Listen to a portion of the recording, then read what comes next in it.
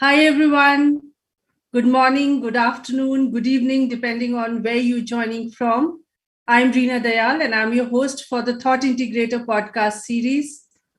As you know, through this series, we try to talk about emerging areas in science and technology and in a language that anybody who is science aware can understand, right? And today we are going to be talking about quantum physics and the quest for understanding reality, a very, very interesting subject for anybody who either loves physics or wants to or has been philosophizing about what reality means. And we're very fortunate to have with us today Dr. Urbasi Sinha, who's a professor at Raman Research Institute. Uh, a very warm welcome to you, Dr. Urbasi Sinha, and I'll just talk a little bit about her. So she is a professor at the Quantum Information and Computing Lab at the Light and Matter Physics Group at the Raman Research Institute. She is also an elected member of the C15 Commission for IUPAP, and which is an organization which is furthering the cause of physics internationally around the world. And she's also an editorial board member for the New Journal of Physics. These are some of the things that I'm stating here. She's a member of several international bodies, has been contributing to several working groups across the world related to quantum. And today we are going to be talking to her about some very, very interesting work that has happened in her team.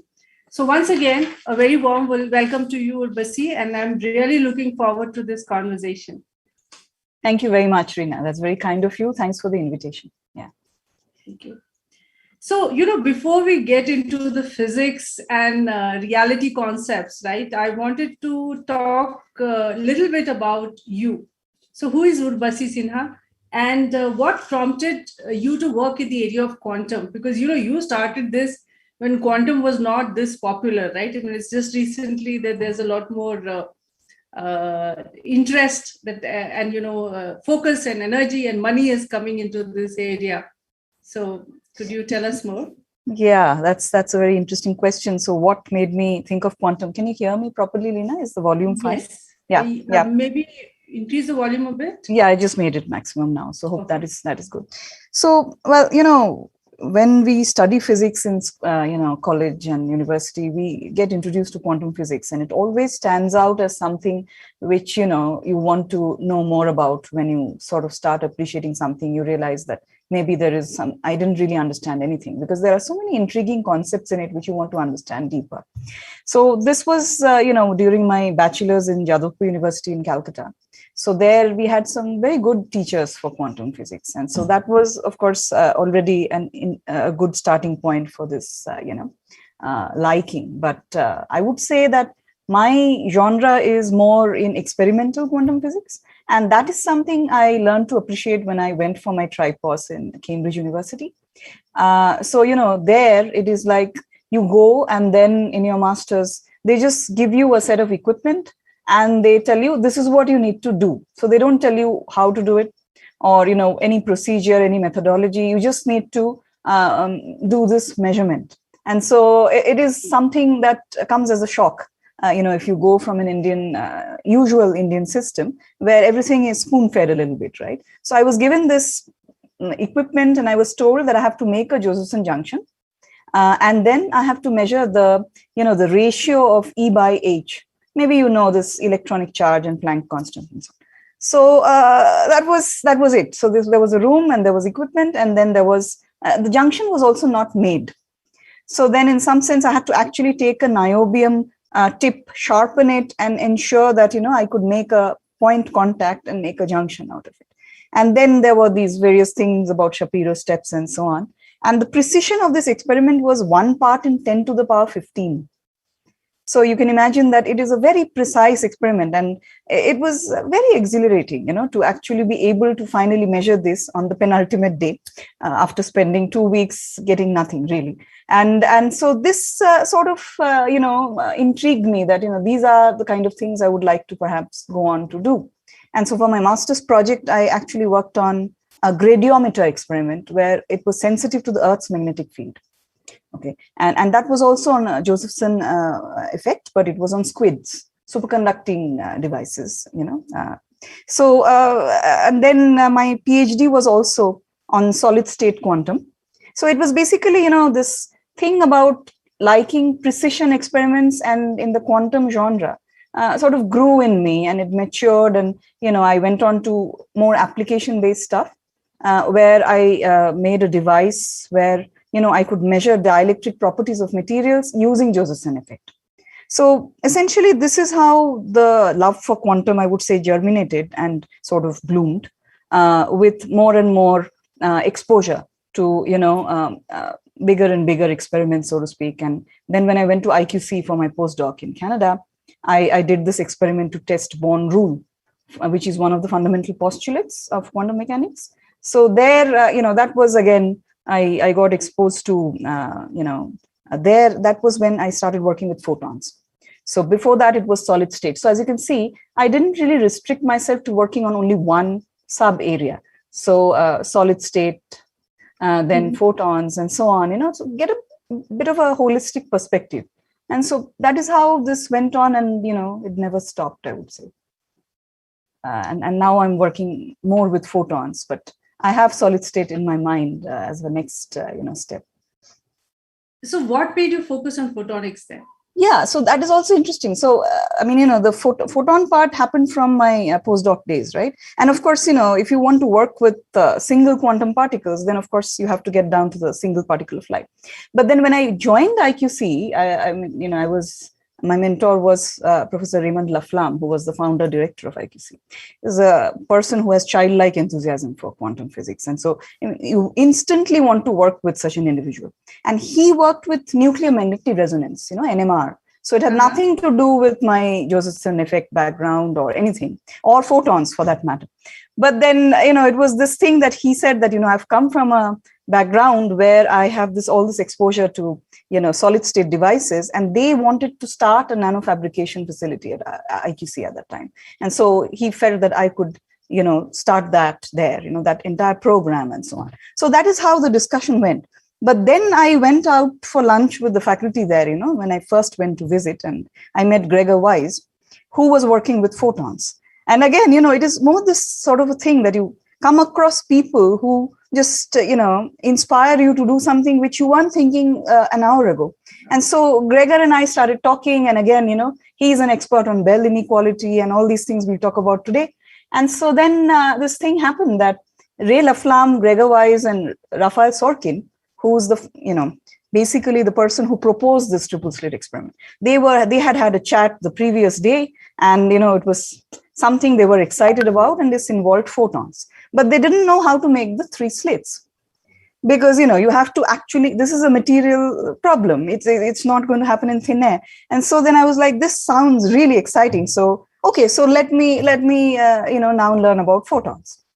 And so that is how this started. And this triple slit experiment to test Born rule, which took close to 3 years, was my initiation into photons, and then of course entanglement and so on and so forth. So it was essentially that is it was basically a discussion on something which excited all of us, and this expertise for the slit wasn't there in the lab at that time. So I started with that, and then I went on to I did the full experiment, and it was beautiful. So, and then I didn't, I think photonic test beds are very nice because, many experimental ideas can be tested without getting into cryogenics and things like that. So it is, once you get to work with them, you just don't, want to look back. So that is how this started, actually, with a discussion and a lunch. And then so much has happened in that space, so much progress that you and RRI have made eventually in that space. Yes, so this was 2007 I'm talking about, right? Yeah. And so, no, I understand, but it must be very fulfilling to see the journey that photonics has taken you on, right? Absolutely, yeah. I mean, I know once I did that, and then I realized that, that would be my mainstay. I would, of course, always have this, I have a lot of knowledge about fabrication and solid state and so on, which again is very handy because now I'm getting into integrated photonics as well, where again fabrication is required. So all this comes together somehow. But the photons have been, I was more into fundamental photonics research in IQC, but now we are working on communication and secure communication, all these applications as well. So it has been fascinating. Yeah. So how has the environment changed for you in the last 10 years or so, right? Because if we look at uh, when I look at it, in terms of how much sound that is there regarding quantum, because Yeah, 10 a years bit it's much, don't you think? amplified. So, Yeah. but what is the research experience? How do you experience the change? I mean, 10 years ago when I joined RRI, I mean, in fact, next Tuesday, I'm celebrating 10 years. Oh, Okay. So congratulations it's in like a advance. 10th anniversary thing that, students are thinking, what should we do? And that is what is going on. But then it's now 10 years. And so when I joined this, as you have said, quantum was not as popular. And so, in fact, that coming to RRI and joining and setting up a lab, that itself also has a story that, it was essentially the then RRI director and the former director who is no more, but, who was still faculty there, who actually felt that this would be something that they wanted to start, although it wasn't popular at all. So ours is one of the first labs to work on photonic quantum information, right? Mm-hmm. So when I started, it was very different. I mean, that is, very different in the sense that colleagues, not just at RRI, but elsewhere, who now claim that, they're working in quantum technologies, they were openly antagonistic about it, right? So the first question that I had, so I joined on 15th of March, as I mentioned, with 103-degree fever, for reasons that let's not get into. But it's just that I was not well, but I had to join because I had said I would join, so I had to join. So that is how I ended up joining on that day only. The next day, I met a colleague and he said, so this quantum computer, is it ever going to happen in our lifetime, really? So that's the first, discussion with a colleague. Very different from the one I discussed about at IQC, yes. Right? And so then that is the skepticism we had in 2012 even, and exactly 10 years ago. And of course, why is that? Because, we have taken some time as a community to reach to, a certain benchmark level. So this 1, 2, 3, 5 qubit registers have been around. But then to reach this 50 or 75, the numbers which we are currently talking about, where we talk about quote unquote quantum supremacy, right? These numbers are only a couple of years old. Mm-hmm. So in some sense, the skepticism was probably a bit justified. But then having said that, it takes years and decades to actually reach a stage, and then, it just suddenly, it just explodes, right? The field. And that is what we are seeing now. So when, so one of the projects we are working on that you are aware of is on satellite-based quantum communication, right? Secure communication using quantum mechanics. So I proposed this in 2013. And I won't take the names of agencies, obviously, in this. But then, there was this thing, photon will go, it'll go to a satellite, it won't reach. I mean, this is science fiction, right? So, very, very interesting discussions I have had. And then a neighboring country did something relevant and it became a fact. So, I would say that our lab has actually participated in making a lot of the fiction fact for our ecosystem, at least nationally for sure, and even beyond that. Even internationally. So we are actually very, happy about that now, but not in the first few years, because everything was not, normal at that time. Yes. Everybody felt that quantum is something far future, right? But now it's not so. I mean, this, we have products being manufactured by companies worldwide on things, and we have declarations of the 1,000 qubit processor for next year even, right? One of the companies has actually proposed that. So it has been a very exciting journey, I would say. But then in the beginning, a little bit not, I would say not with a lot of support. But then quickly, we were able to do many things in the first 2-3 years, which sort of convinced people that, no, this is actually not, impossible. And so then we were supported quite early after that. But then we should have a word of caution here, because the journey has been so interesting for the quantum community over the 10 years, even the exact time that you have taken, that, we have seen the excitement grow, but we would like to ensure that it is not a bubble which suddenly bursts or something, because, we have to go with a word of caution, because product development is fine, but fundamentally also we need to make a lot of strides, because otherwise we will keep playing the catch-up game, right? Which we don't want to do. Right. So I think we need to be very cautious right now because we are poised at a very interesting juncture. And I think the next 10 years would be fascinating if we make it so, right? Right. Absolutely. Yeah. And, I was laughing when you said how people reacted 10 years ago. The thing is, what I believe is that the subject is so difficult, right? It is not, while people who are involved in it, we sort of go along with it. And here also there are levels of understanding within the community itself, right? Sure, And sure. then if you go outside the quantum community, which is a pretty small group, it is well recognized. You literally know everybody in the community, Yeah, more it's or a less across quantum the world. community. Yeah. Yeah. And then beyond that, when you Yeah. go, what I've seen is that my experience just 4 years ago, when I started off 5 years, 4.5 years ago, when I started off from an industry perspective, some work in India, Yeah. I've actually heard things like, why are you working on your grandchildren's technology? And that was like so There you go. and amazing, right? That and well, it is you should take it with some sense of humor, right? They're talking, so they feel, you should probably invest in some beauty products or something, because it's not your grandchildren's, it's your own, right? So you're much younger than they think you are. So then, stereotypes, you mean the absolutely. stereotypes for women? Yeah. Stereotypes for women, what else? I mean, at least children, if they said, I would have been okay with it. Grandchildren, really? It's 2 years down I the think line. the message there was that it's going to take a fair amount of time, and by the time it becomes mainstream, it will be, your grandchildren or anybody's grandchildren will be that age. That's exactly. the belief. That's the belief. But Reena, that's what I said, right? The second day discussion with the colleague, will this happen in our lifetime? That's even worse. Yeah. I mean, at least here we're talking about alive people, but for me, it was like, it'll never even happen while we are alive.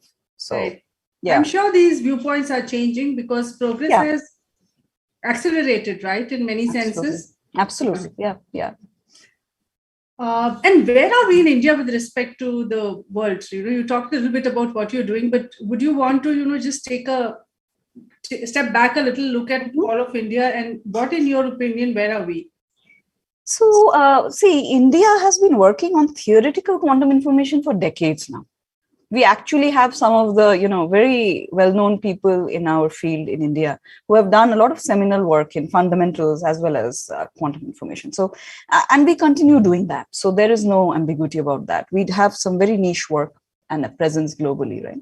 But experiments are much more recent. So if you're talking about quantum science and technology, then of course we cannot disregard experiments, because that is what makes things real, so to speak. And so that is much newer. And of course, as I said, we have just discussed about the photonic part. That is something we have been spearheading.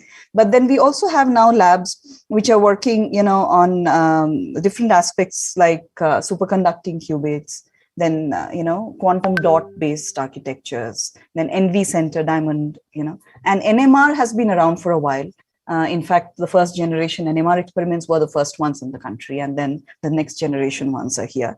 So all that is there. It's a handful of labs still, but then there is, effort going on. But then, as you have already said, that, there has been this promise of resources by, our honorable FM in the 2020 budget, right? So that actually has led to an explosive growth, I would say. And the idea is that there are many groups which perhaps were not working on core areas, which are now aligning themselves to work on, core as well as applications.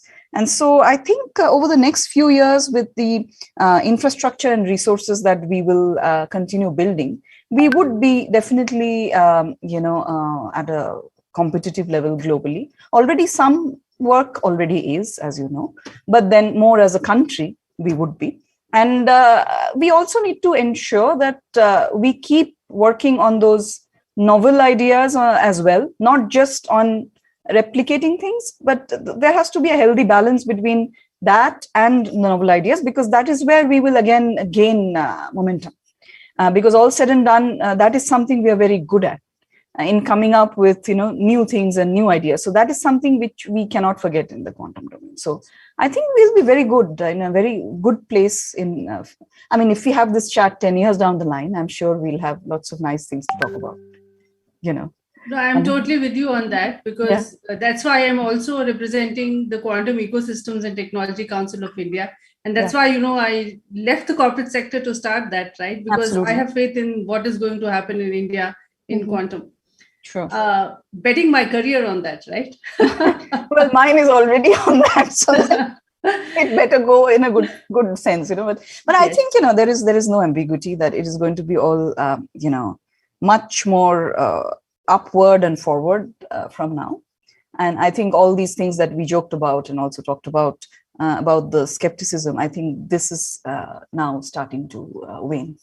Yes. And more people are converting, let's say, to the, uses and advantages of this field. Yeah. Absolutely. So absolutely, totally agree with you. In fact, now I would like to jump into the second phase of our discussion, which is more focused on your latest experiment, one of your latest experiments. And you and your group made a fair amount of news recently for having disproven Einstein on the fundamentals of reality. Right. And could you tell us a little bit about the experiment which proved the Leggett-Garg inequality incorrect, right? And so if you could expand a little bit on that, and I would request you to sort of talk about this very technical subject in a manner so more people can understand as part of our audience. Right. So, of course, we are very honored that, a lot of attention was given to this work. But then, this headlines about proving Einstein wrong, that, that is always a way in which things are presented. It's actually true. But then our aim was, of course, to disprove the Leggett-Garg inequality, which has as a result this thing that, because Einstein, all said and done, he wasn't a quantum enthusiast in the beginning, as you may know. So, for instance, so this concept of reality or realism, as we say, so what does this actually mean? So I just want to explain this a little bit. So the famous quote from Einstein is the moon really there when we are not looking at it? Right. So the moon, which is we see that. So if we are looking at it, we see it. But if we are not looking at it, does the moon cease to exist? And in fact, quantum mechanics and laws of quantum physics tell you that for quantum domain, that is true. And so this is a very counterintuitive concept, right? So realism is a very intuitive concept. We understand it well. So I'm sitting in front of a window and there is a tree outside. I would not expect that tree to disappear if I walked out to the other room. So this is realism, that the state of an object exists irrespective of whether you are doing anything to it, or looking at it is, for instance, an example of doing something, right? So this is the very classical notion, which we definitely find it very easy to understand. So there is no two ways about that. But then what happens in the quantum domain is that the act of the property of an object is actually dependent on what measurement you are doing. Okay, so it is not something which is sacrosanct, or it's something which remains unchanged regardless of what you're doing. That's not true anymore. So it is called contextual, and it's, as the English word suggests, that if you are doing some measurement in this context, then you see some property. But if you're doing a measurement in a different context, then you see a different property. So this is completely, a result of the measurement that you are performing. And so it's completely opposite to realism. And so this is a very difficult concept to appreciate, because we don't think quantum, right? Although we love quantum, but we are all very classical people in that sense. So we find it difficult to appreciate, and even Einstein did, actually. And so then, of course, while I have just said that this is what happens in quantum, what do you do to prove this, right? Or disprove realism, so to speak. So, in fact, one of the more popular inequalities, the Leggett-Garg inequality, is a more recent one, recent as in 1980s. That is what I mean by recent. But if you go back a couple of decades, you have what is called the Bell inequality. And I think many people who are science aware would have heard of Bell inequality, because this Bell inequality violation actually happens in entangled objects, right? So two objects which are not in the same location can share a correlation which cannot be explained through classical physics. And this is what is called entanglement. And so this inequality, which was proposed by John Bell, if it is violated, then it actually is taken as a proof of entanglement. And also bear in mind, I just use this phrase that they are not in the same location. So this is called being non-local. Okay, so a violation of Bell inequality violates local realism. Okay, but now this violation of Bell inequality has been done by several groups over several decades. But what is the main problem here? The problem is that, when you talk about, I mean, as you just said that, we've proven Einstein wrong, which is correct. But then, of course, you can't make a claim like that if there is any ambiguity in your experiment.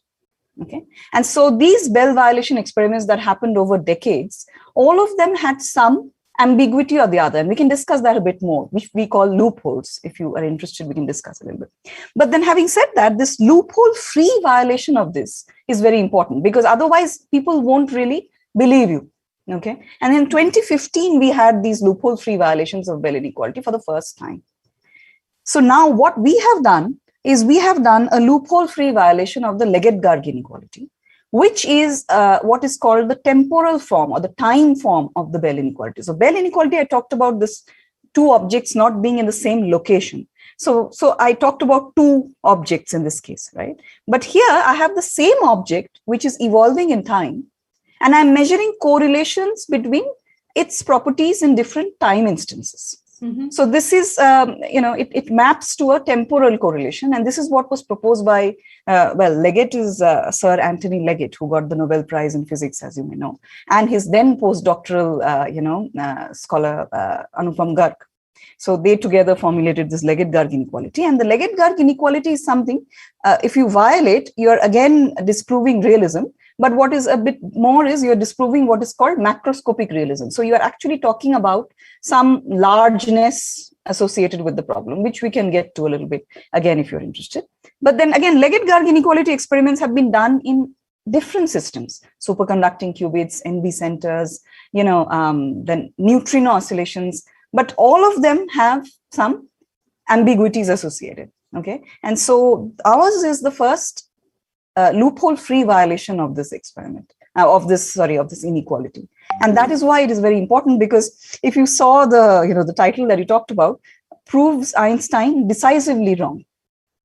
Yeah. Because, the fact that this realism is not correct has been proven many times, right? Because all these violations have been done. But then, of course, with some loophole. So what we have done is a loophole-free, and of course, it took a lot of ingenuity to do that, I would say, because the experiment had to be constructed that way. And so that is what, I hope I made some sense. And no, absolutely. So I would just like to dig a little deeper. Yeah. So how does the Leggett-Garg inequality explain realism? And when you disproved it, you disproved realism. So could you go a little deeper into the inequality itself?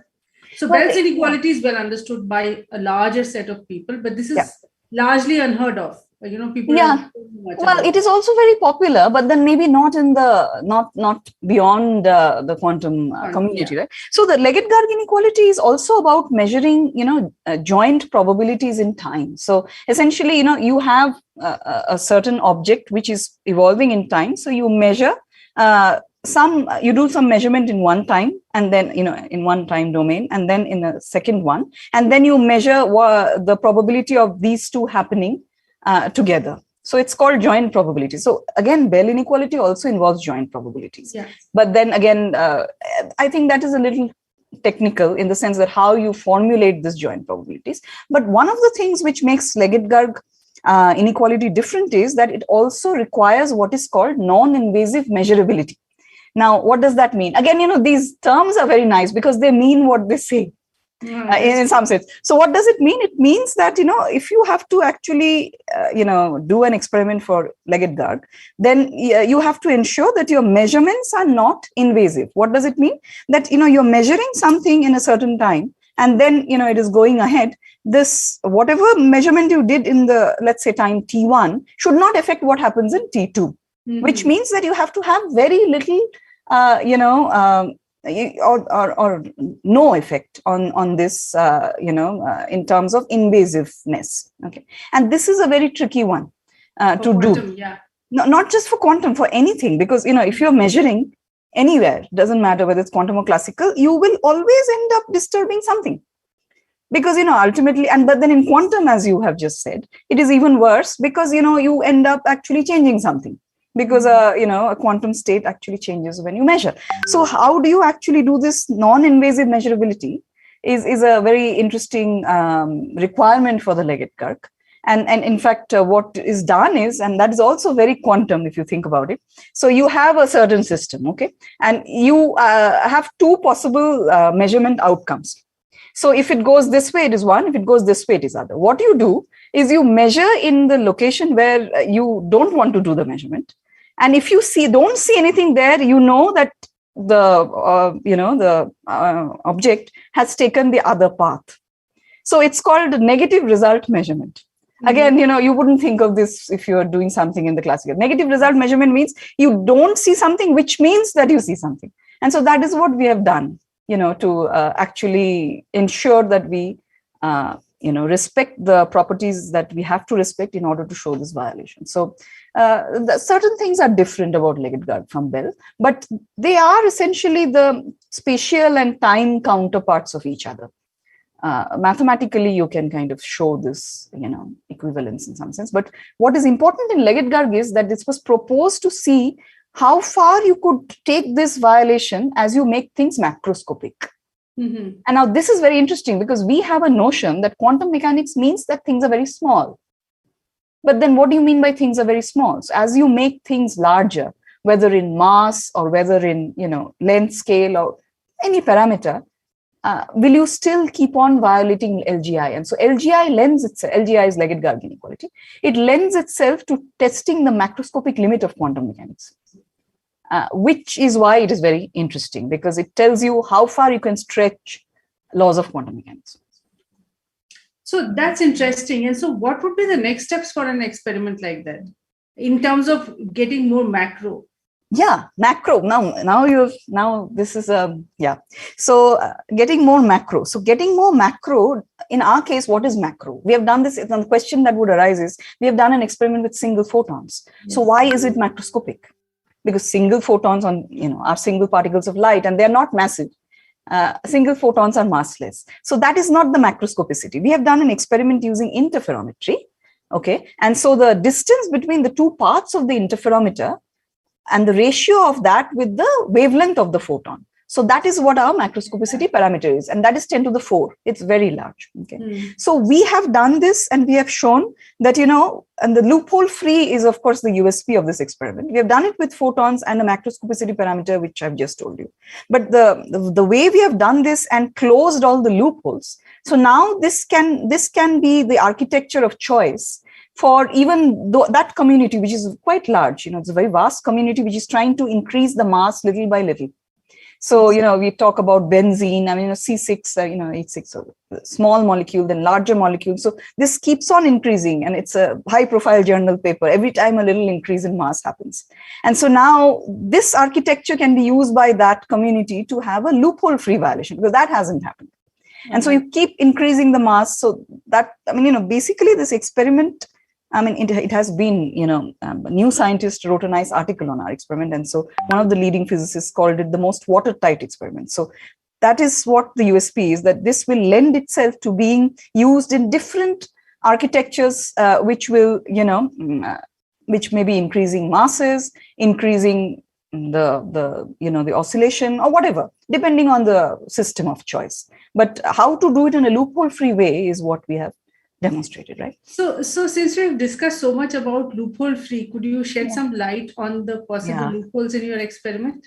No, we don't have. No, you don't have, but which could have been there. Exactly. If they were there, then it would not be loophole free. So, this is like an indirect way of measurement, understanding that we're trying to build around the loophole free. Yeah. So what is loophole free? So I can give you an example of a couple of popular loopholes, right? So one of the loopholes is what is called the detection efficiency loophole. So now what does that mean? So whenever you're doing an experiment, you have some particles, clearly. And what is the ultimate thing you do? You detect them, because without detecting, there is no measurement. So now a detector does not detect everything that is falling on it. And I think that is something easy to appreciate, even if you don't use them, right? So it is never 100% efficiency. So in fact, it's something like 50-60. And so then what happens is, and it's a very popular conspiracy theory in quantum optics, is that the 40-50% that you did not detect, how can you comment on them? Those which were detected, they participated in the violation of whatever it is that you're trying to do, whether it's LGI or Bell or whatever. But then the ones you did not detect, you can't comment on them. So they could definitely be a class of particles which do not violate LGI. So you can never say in a foolproof way that your experiment is violating LGI or Bell, because you're not detecting everything. So what we have done is we have actually closed this particular loophole in our experiment. The other one, which I think will be something that one can appreciate, is what is called the clumsiness loophole. And I think we are all accused of being clumsy in our daily lives, right? So whatever we do, we don't do it with perfect precision. So if you're doing an experiment, you will have some ways in which you affect that experiment, which will bring in errors, right? And so this is what, this has nothing to do with the quantum violation. If these errors actually collaborate and give you a violation, that will be a false violation.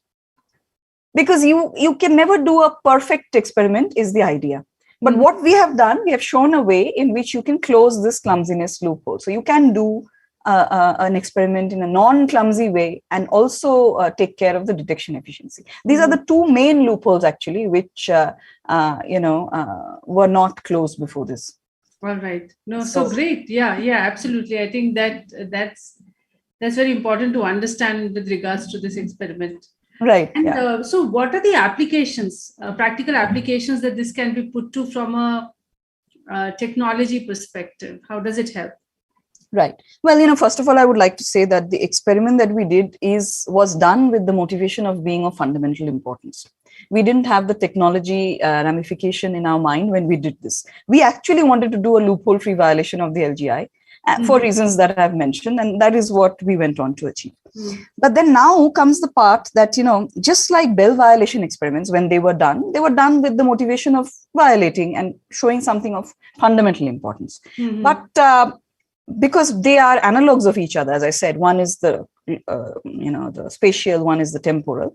So there are very interesting applications in secure communications that such a violation has. Okay, so a Bell violation is actually the basis for one of the most famous protocols in quantum cryptography, which is called the Eckert 91 protocol, E91. So you may know that it is the entanglement-based protocol. So similarly, one can have a QKD protocol which does not use entanglement but uses an LGI violation, because as I said, they do go hand in hand. Although they are different from each other, they do go hand in hand. Similarly, another application, and both these applications we are actually already working on. Now that we have shown the architecture, we are, and that's what we do. We show certain things which are, fundamental or foundational in their importance, and then go on to using them for the technology, right? And so the other application is in what is called device-independent random number generation. So this loophole-free violation of Bell, which was done in 2015, after that, there has been, few experiments where this was shown using Bell, but nobody has done it using Legit-Guard yet. And so we hope that, we can do that for the first time, because this is actually something which, even people who are not working in the field will follow, that when you talk about generating random numbers, there is always going to be this thing that, it is going to be dependent on the device that you're using to generate it. Right. You can't get rid of that, and if this device is manufactured by a malicious party, they can leave something information there, which they can know the randomness string and so on. So then we want to go to a regime where we don't depend on devices and their imperfections or malicious intent. So this is going towards a world where we don't trust anyone anymore, which is almost there, right? Like we're already there. Already there. So then the device independent randomness is a very interesting topic, and we are working on some ideas using LGI evaluation towards that. Oh, wow. That sounds pretty interesting. And hopefully there'll be some startups coming out of RRI then, right? That is the feeling that we get by talking to several, people who already have shown a lot of interest. I would be very interested, in, sort of catching up with you later on. Absolutely, yeah. Some of those no, this is one of those topics which we are really very excited about right now. And especially because the experiment has worked out. I mean, it definitely took 4 years, but, it was worth it because now it has done so well that we can think of, many things to do with it, which are technology oriented. Absolutely. And, I think, congratulations are due once again to you and your team for having achieved this. Absolutely. This is one of those cases where whatever was said by the media was actually not a hype, although it seemed hyped, right? Because then you make a claim like, hey, proving Einstein wrong, you almost, your eyebrows get raised. No, that's a problem. Reena, the problem was when somebody picked it up and then came up with some very bad article in which they put my picture next to Einstein. I was like, what the? I mean, that is just. I know what you mean. I mean, you have nothing to do with it, I mean, you just see it and somebody forwards it to you and I say, who did this? We don't even know them, right? Right. So this is, anyway, please. Yeah. So that brings us to the question, in this case, technically, the information was largely correct. And of course, media wants to hype it up a little bit. So putting the picture next to each other is part of that. But I've seen actually situations, especially in the quantum space, because it is so exciting, it gives all of these fancy things, which are almost science fiction, like, whether objects exist when you stop looking, do objects cease to exist when you stop looking at them or stop interacting with them in some way. That sounds like science fiction to most people, right? Right. Similarly, when you talk about experiments which give you a negative value of time mathematically, does it mean that there is a possibility to travel back in time? So very often one could say maybe, right? I don't know what this negative value of time really means because it's still theoretical and mathematical. Right. But then it opens up the possibility for those conversations. But when you look at how media talks about it very often, they just run away with it. Scientists go back 2 seconds in time, right? And that, suddenly changes the whole conversation. And I've discussed this point earlier with some other folks on the same channel, but I'm very curious, because here I'm trying to compare that and a case where actually something very remarkable has happened, and therefore, and it is technically correct to say that, this proves this concept of realism as Einstein stated it incorrect. And therefore this question comes up, what is right and what is wrong, and how much should the people who are not really quantum experts, how should they react to these things?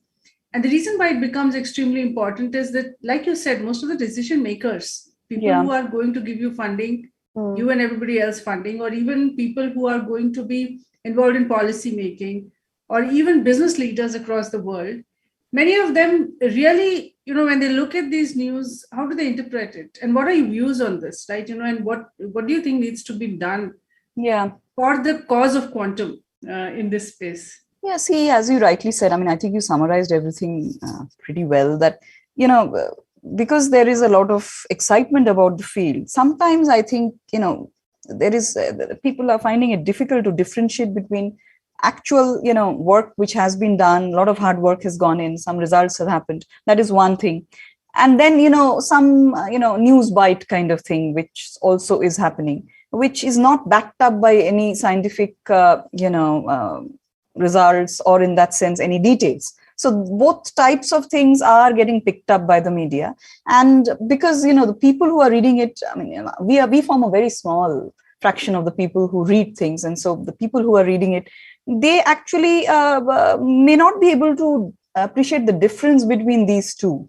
So, this, you've done this, these people also said something. But then, it's saying something and actually doing a peer-reviewed work which has, gained some appreciation from the community, are different from each other. And so this is something that I do feel is happening quite a bit. And,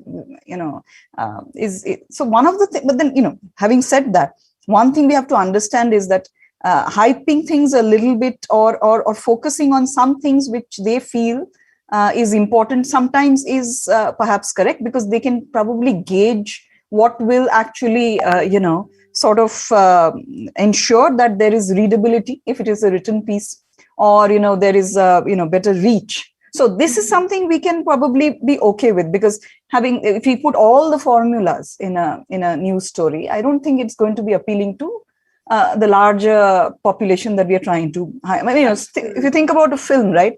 Like, when we have, before the release of a film, the hype is, the discussion is about the main characters and the intrigue and things like that. They don't really talk about how much editing was done for the film. So I think there we also as scientists need to understand that maybe, everything that is, technical cannot be perhaps put into a story. But then one thing that I would really like to see happen, which has happened with me quite a bit, and that is a very good thing, but also not happened with me quite a bit, is that if somebody is trying to write something based on your work, if they at least ran it by you a little bit, then maybe someone like me who kind of appreciates that, maybe they can't put in all the details of all the loopholes, because that's perhaps not going to be as interesting as, maybe some other aspect. So maybe that choice they can make, but at least what you write is factually correct. That is something we really would like, that sometimes otherwise it gets misrepresented and turned into something else. Then we have because we also belong to the community, and in some sense we are also answerable to the scientists as well, right? So then they would, and then sometimes you don't know which one has your consent and which one doesn't. And so then somebody might say, oh, okay, look, she's putting a picture next to Einstein. And of course, that has nothing to do with my consent, right? So this is why I'm saying that, while it's okay to actually pick up on few things which they feel is, because they have experience in that, but at least run the thing by a little bit, the scientist, so that they can have a say on whether it is correct, because correctness we really care about it. Absolutely. I think all of us will agree that that is something we really care about. And also, a little bit, if the popular media is able to differentiate between a news bite and a 4-year worth hard work, that would be nice, because otherwise, you say, as you rightly say, many different types of people are reading this. And so if I get a WhatsApp message saying that, oh, these people have said this, so what is the RRI take on that? Sometimes you don't want to answer also, because, it is more like, this is actually, a peer reviewed thing that I'm talking about. It has a lot more to it than what you read in that story. And so, but then, I definitely don't belong to that class of scientists who feel that there should not be any, dramatization, because a little bit is necessary. Otherwise, how are you going to compete with the news story about somebody, some fashion trend or some Bollywood thing? There is nothing. Then, of course, the entire newspaper has only that or more serious stuff, right? So we need more science stories, right? I mean, we I think this is something we should also, as scientists, sort of, play a little bit of a role in ensuring that we popularize what we do to the best of our abilities. Absolutely. No, that brings me very interestingly and very timely to my next topic. My next topic is, I'm a big science fiction fan. Okay. And the reason, while I love science fiction as well. And the reason is because, science fiction really stimulates your imagination. And, really good science fiction writers actually use very strong fundamental basis of science to extrapolate. They don't just do it randomly. So it's not fantasy, it's science fiction, right? So which does progressive extrapolation of what it could mean. Right. And I want to now move away from the pure factual stuff and have a little bit of a conversation around this extrapolation of what could be possible. So let's say if you were to write a science fiction story, right, related to the kind of work that you have been doing, what would that story look like? Yeah, this is a very good question. I mean, you're a science fiction fan, so you know of Isaac Asimov, right? Of course, who doesn't? So he has a very famous quote. I mean, we quote him that today's science fiction is tomorrow's science fact. Absolutely. Okay, so now what I'm good at doing is the tomorrow part, right? Like, because I do the science part. So if I have to start writing science fiction, maybe I'm not the best person to do this. I think I'll be better suited to writing scientific things. But in the genre of what we have been doing, and the experiment that we have been discussing and so on, I think one of the things that this has a real ramification in is in macroscopic quantum mechanics, right? So as I said, macroscopicity is something you can define in different ways and so on. And so while, of course, what we are saying is that, we have provided a certain architecture and this can be used. But now if I imagine that it has already been scaled up to the level that, quantum mechanics becomes something that is applicable. Some of the weirdness, let's say, quote unquote, which is something I would only use in a conversation, actually becomes applicable to larger objects. Then, then we can have a lot of fun with that, right? So, for instance, I wouldn't use a door. So in my story, I wouldn't use a door to go from this room to the next room. I just tunnel through the wall. If you start imagining, I'm playing, let's say I'm playing football or something, and the ball just doesn't go into it, just goes through the goalpost and reaches somewhere else, because, tunneling becomes possible.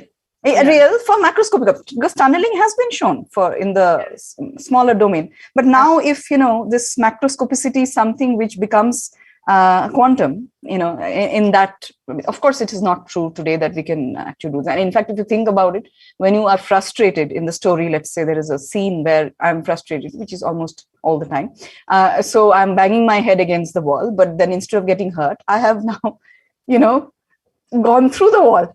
So I think I can come up with lots of nice situations where, if we became this thing, if we became quantum in our everyday life, what would happen? And in fact, one more thing I have to tell you, which is something that I can discuss with you later, but we have done a recent experiment, which is currently in peer review. So we don't say much about it. But then having said that, we have actually shown a loophole free again, because that seems to be our thing, a version of what is called the quantum Cheshire cat. Oh. So now Cheshire Cat. So now it's not science fiction, it's fairy tale. Yeah. So Alice in Wonderland. No, I know. And then I actually have read some papers around how you can separate the grin. You have, right? So now what we have actually done is we have shown that we have the object's location in one place, and one of its properties is in a different location without the object being there. So the cat without the grin and the grin without the cat. So this, of course, there have been experiments before which have tried to show this, but they have not been able to show this simultaneously. So the cat and the grin have to coexist. So the cat is here without its grin, and the grin has to be here at the same time. Otherwise, what's the point of showing this? And so people have shown it successively, but we have done a simultaneous one, which is I would say, a remarkable achievement for my student.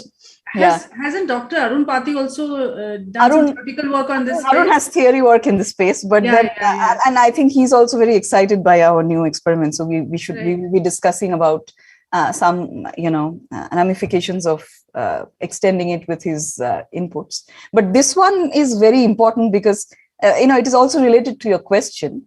Because you said about imagining science fiction, but then of course what we are doing is turning fairy tale into science as well.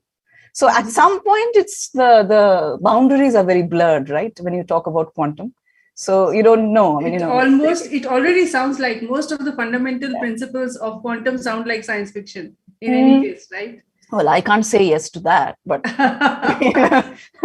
from a very except for the quantum community, the rest of the world lives and understands classical, right? That's true. No, that's from that perspective, it is science fiction in many aspects. And once we have more progress on some of the experiments that you've talked about, and you have reconciliation of the macro and the micro, we would be probably closer to understanding where does quantum integrate with the theory of everything, right? What is the theory of everything? So, we might get closer to understanding that as well. That is a holy grail, right? To actually have a theory of everything. And with quantum mechanics and general relativity not being integrated into a framework, that is, of course, a very, very important research direction. And we are doing, anyway, that experiment I can discuss in a different this thing. Another experiment where we are showing the reality of something from that genre, again, not been measured experimentally before. One of the approaches to what is called quantum gravity. But then it is a very, very esoteric theoretical construct. It seemed like that to us also, but we are collaborating with the person who founded that. And we have done an experimental, we have just about finished an experiment where we have shown that it can be experimentally measured. So that is going to be our little contribution, because, we are not going to be. So quantum gravity can be experimentally measured. Not quantum gravity, it's an approach to quantum gravity, which is called quantum measure theory. Okay. And so the quantum measure is something which has never been experimentally measured. So we are actually, almost through with one version of doing that. Mm-hmm. And so then that can be used, of course, we will stick to our experimental domain with a lot of theory, but we'll never go the other way around where we do just theory for the sake of theory. Yeah, that makes sense. We need more experimentalists. That's what we kind of feel our comfort zone in. Yeah. And then, in fact, coming back to the science fiction thing, I actually feel that Indian film industry has actually not really done enough justice to science and technology. And they should be popularizing a lot more, the science fiction stories that we talked about. Absolutely. They should be delving into that, creating movies in that space. And whatever they do, spark the imagination of everybody, right? And whatever they do also, they don't really consult. If you see some of these movies from outside India, they also have scientists as their consultants. Absolutely. But here we are missing that. So if we could have that, then there would be a little less, objection to some of these. There are one or two which are not bad, but then, overall. Very few. And there are names that I can't take of very popular movies because, No, that's why I also stopped. They are so popular that you can't take the names, but they are, scientifically, if you watch them as a science person, and after a while, you stop enjoying them because your mind completely just rebels against what is, what the story is reflecting, right? Yeah. That's true. But have you seen Rocket Boys? No, not as yet. Yeah, that one is not science fiction. It's based on Homi Bhabha and Vikram Sarabhai. So there was a lot of opinion on that, for and against. But then, scientists felt that, they have dramatized a few things. They have, changed a few things. But again, I think, the way this came through, there has been a lot of viewership.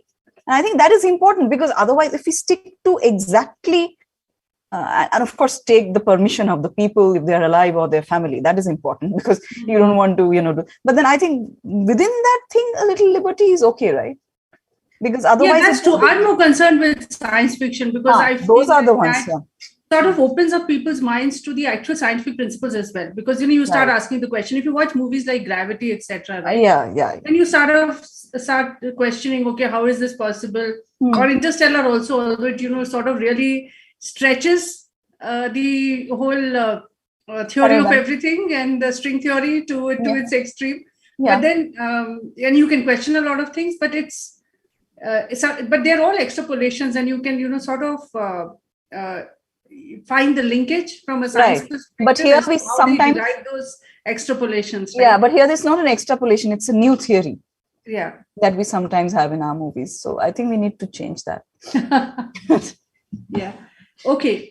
Now another question. I try and ask this question so that we can address the question that many people have. When let's say somebody gets inspired by the kind of work that is happening in this space. Yeah. So especially for the students, what is the path that they can take to do what you are doing? What is the path for them? Or what are the various paths how do the various paths look like? Is there a single path? Could there be multiple paths? How does it look like from an education perspective? From an education perspective, actually, I followed a very traditional path, I would say. Bachelor's, master's, PhD, postdoc, faculty position. So I think it's a very traditional academic route, right? And of course, if people are actually interested in core research and also some teaching and so on, so this then would be a natural route to follow. But then one thing we have to understand is that the quantum technologies, it's not just about academic research. So there is a lot of scope, in industrial research as well. There are lots of solutions that one can find to problems, not going through the traditional, academic route. So if students should not, they can also pursue something like an MTech, for instance. I did, physics and MSc physics and, the traditional one. But then they can also do, let's say, an MTech in this field. There are some institutes offering that now. And then, also have some industry internships, I would say. Not just, we are picking up, but then I'm talking more from a global perspective that, Sure. I think this is also a good thing that, to actually have some hands-on experience, some exposure. Because one thing, although as it's, the subject is not easy, that is true, right? There are a lot of things in it, lots of things to understand, appreciate, and we still don't understand many things, even if we are working on it like 24/7. But then there are certain things which still can be picked up, and it's not a unique skill set that is coming in. Okay, so for instance, in satellite-based quantum communication, which is one example I can readily take, I have one person who has come from an astrophysics background. He has done no quantum communication. But what his USP is that he is very good in analyzing the suitability of the atmosphere for quantum communication. So that is a very dedicated, niche area, which has a lot of astrophysics linkage, because this concept of seeing, clear skies, this is something we don't do. So again, but very different background, but you can contribute to quantum. Then from an engineering background, if you have a background in ECE, like electronics and communication engineering, I have a couple of such people in the group, and they are working on correlator logic, right? So what I'm saying is that, in quantum technologies, well, of course, the fundamental part is there, the science itself. There are lots of allied areas, and their expertise is also coming in to make all this, make a holistic fruition. Absolutely. And so all of them, and when we have group meetings, we learn from each other, right? So the engineering people, they are learning about, superposition and entanglement, but not that they'll become experts in it, but you get the exposure. And similarly, we are learning about how to, make a correlator, how to synchronize. So what I'm saying is that this is an example that is close to my heart. So I just thought I'll take it, but there is no one route. But of course, if you are interested, in having a research group where you're working on diverse topics, which have a lot of fundamental physics base, then this path would be the best one. That is, you build up your expertise in the physics of the problem, because that cannot be shortchanged, right? Like that is going to be. So it depends. So I think what I hear you say is that if it is theoretical physics, right, then of course, then the route is very clear.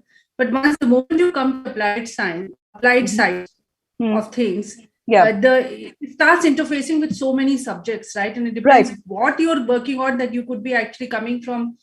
You could be doing engineering physics, for example. Absolutely. And then you could have certain subjects which are very aligned towards quantum. Right. And then from there, go ahead and select a PhD problem statement, which is, a combination of, because it's applied, it has some engineering elements. And I have had some very bright students who have done internships with me and gone on to also do PhDs with a BTech background, for instance. Right. So it is definitely possible to actually, have an engineering background, but then it'll take a bit more time, because it depends really, again, on what you want to contribute to. If you're somebody who likes to contribute to some aspect of a technology, then you need not be the biggest expert on bracket formalism of Dirac notation or things like that. But if you, that is what, for kind of experiments that I conceive and do, I really need to know all that as well, right? Because, but not everybody is doing that. That is one way of doing things. But then if you are working in an industrial landscape, then, it is it's a pooling in of talent, right? So it's, different people bring in different things to the problem, and then it gets into a product. So that is also very much possible in quantum. Sure. Yeah. Sure. So wonderful. I think that's pretty much towards the end of the session. I have one final question. Yeah. Through this series, I've been trying to actually get very, very deep technical or scientific topics do a discussion in a manner which is as simple as it can be, because you cannot oversimplify beyond a point without making factual errors, right? So definitely saying as simple as it can be, so that a larger set of people can start understanding these topics, and they start engaging with science and its ramifications and impact on business and society, right? Right. So, for example, even when we look at quantum, we have the World Economic Forum has just worked on the governing principles for quantum in terms of as guidelines that could be used. I was in fact part of the team that worked on it. But very often, especially when you start looking at privacy and security considerations, there are things that the end users need to understand, which is just about everybody. But while you cannot get everybody educated at once, you start off with the people who are at least science aware to start getting educated on that. Now, I'm not saying that the podcast right now doesn't have that kind of reach, but this is the first few steps for moving in that direction, so that people can eventually start making more involved opinions, more evolved opinions, more they can get more involved, they can make maybe more informed opinions, right, about certain topics, rather than just saying, okay, there is something called, when you go to a website, something scrolls and they tell you to agree before you move forward. Do you understand what that agree? What are you agreeing to? And you hardly read it most of the time. People more. That's because there's so much of it, right? There's a lot of I'm sure even you and I don't read it all the time, right? So I cannot deny that. Yeah.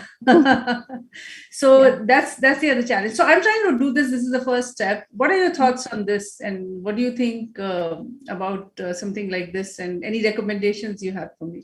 Yeah, I mean, this is already a fantastic step. So I don't know whether you need any advice on this really, but if you want to, if you and others, there are other things also which one could do. This is of course a very good forum, very nice step. Well, popular level talks is always there, that can happen. There could be things like hands-on experimental demonstrations. I did that. There's this Copy with Curiosity lecture series that the ICTS does. Maybe you know this. So I actually took an experiment and showed that as well, along with giving the talk and so on. So, then we also have lecture courses, but they usually tend to be on details of a topic. But we could also have some courses which are concentrating on the big picture and not on the details, because the details one is easier to find. But then if you have a short, 3 lecture series on the bigger picture of quantum computing, communication, sensing, maybe, that would be a nice this thing.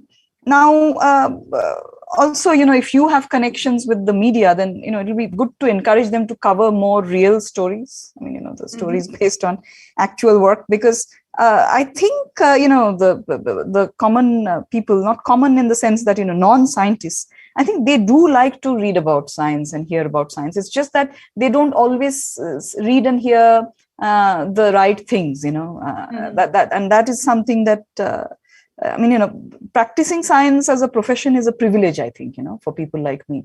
And so I think my responsibility is also to ensure that I do my best to, participate in these things. But if you have something like a science blog, now I can write a blog, but maybe that is, maybe I can put it up on my website. But then if there is a common blog, maybe that someone like you starts, or, where we have popular stories on interesting work that we are doing, and it all finds the same forum.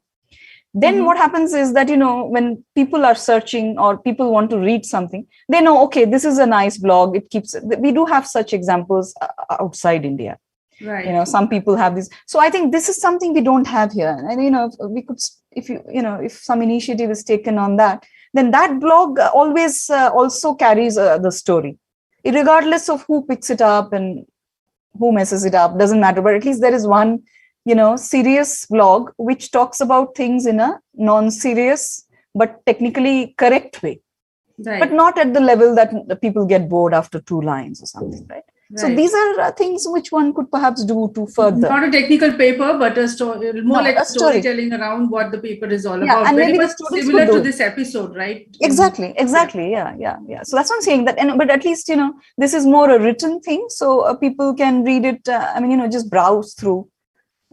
That's the purpose of a blog. But then, if I have my own, you have yours, and person X has his, then it may not have that much reach. But if there's a common blog, Sure. I think that may have some impact, right? Sure. Those are some very fantastic recommendations. I might pick up some of them in any case. That'll be good. Yeah. Thank you. So with that, we come to the end of today's session. Thank you so much for taking the time. It was a great discussion. I thoroughly enjoyed it, and I'm sure people who are watching or will be watching this later will also enjoy it. And I encourage everybody to send questions to us, and we'll go back, ask Urbasi for answers to those questions, and get back to you guys. And if there are enough questions, we might have a follow-up session as well. Absolutely. And of course, you're most welcome. And of course, the pleasure was all mine. I mean, it's always nice to talk to you. But then, of course, to talk to you about, something which is based on something which we are very excited about right now was, icing on the cake, right? So this is great. I mean, you're doing fantastic work, and it's just a pleasure to have you on this show. And we'll be watching your journey.